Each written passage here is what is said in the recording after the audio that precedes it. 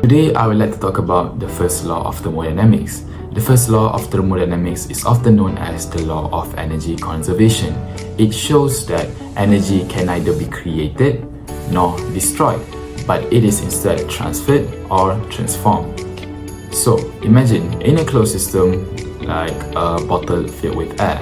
If heat were to be added to the system, energy doesn't just disappear. It goes into increasing the internal energy or doing work to its surroundings. Mathematically, the formula for first law of thermodynamics is Q equals to delta U plus W, whereas Q is heat added to the system, delta U is the change of internal energy, and W is the work done by the system. This formula, or the first law of thermodynamics, shows us that the energy that is added to a system doesn't just disappear, but it changes into something else, like increasing the internal energy or work done. So now I will be explaining about the second law of thermodynamics. The second law of thermodynamics states that the entropy of the system and its surrounding always increases. In simple terms, energy tends to spread out. When gases are heated, they will take up available spaces in the system. So over time, the system will get more and more disordered unless there's an energy added in a controlled way. This law basically explains why energy only flows in one direction. They are not reversible, and for example, ice only melts in a warm room, but it doesn't immediately refreeze. So that explains why that energy only flows in one way, and the entropy of this system and its surrounding always increases because the energy flow is not reversible.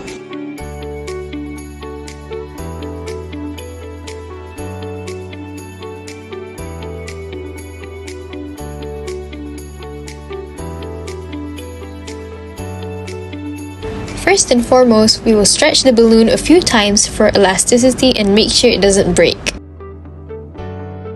Then, we'll attach it securely to the mouth of the bottle and make sure it doesn't fall off. After that, let us put the bottle into a basin of hot water. What happens? Oh, it inflates! Okay, let's see what happens if we put it in a basin of cold water instead.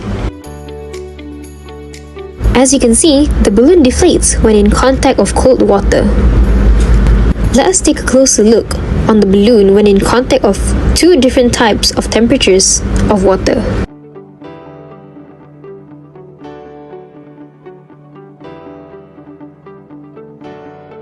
Based on the experiment you've seen before, there's two scenarios: balloon bottle in hot water and balloon bottle in cold water. Balloon bottle in hot water, the heat enters the system and the air molecule moves faster, increasing the pressure and inflating the balloon. This shows the first law of thermodynamics: energy is conserved, it just changes. And in the second scenario, the balloon bottle is submerged in cold water. The heat leaves the system, air molecule slows down, pressure decreases, and the balloon deflates. This also is the first law of thermodynamics, in which energy is conserved, it just leaves the system. Now, the second law explains why the heat flows always from hot to cold. And then when the balloon inflates, the air pressure increases, and that is entropy increasing. So in this experiment, both laws work together. Energy is conserved and it always spreads out. So in conclusion, this experiment shows that how heat energy affects energy in the terms of pressure and volume.